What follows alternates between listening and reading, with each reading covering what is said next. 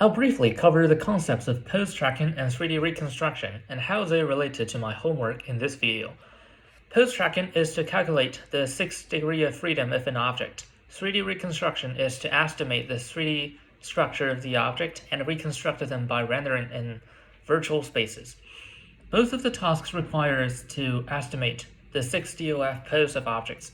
There are many ways to achieve this goal. Recently, many deep learning-based methods are proposed for pose estimation like PointNet, Dance Fusion, FFV6D, and Pose RBPF. There are also some traditional ways to track pose like ICP. In this homework, I'm gonna generate the point cloud of some specific objects which can be a basis for pose tracking and 3D reconstruction. First of all, I have to calibrate my camera. With calibration data, I can correct the camera distortion. The intrinsic matrix we got in this step is very important for computing pose and future steps. I use SIFT features to match the key points between different images.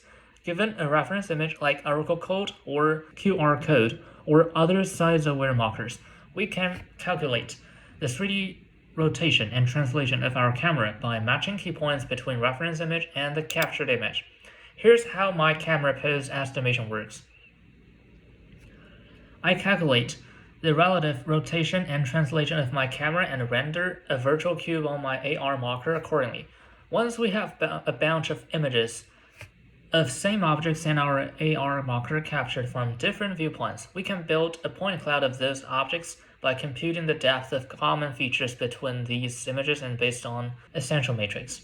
Here is a demo of the point cloud I generate. We can see that the light blue group of points represents the top of the reference box, and the purple group represents the AR marker. And we can see that there are also some outliers.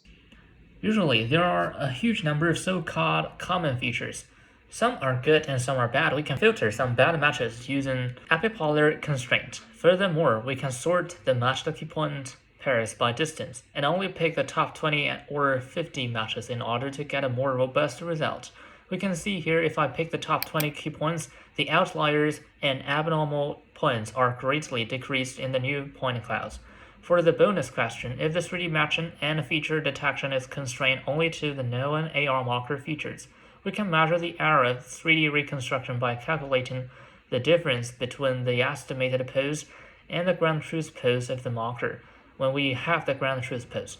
If we don't know the ground truth pose, we can render the object and project it to a 2D space using our predicted pose and calculate its difference from the original image.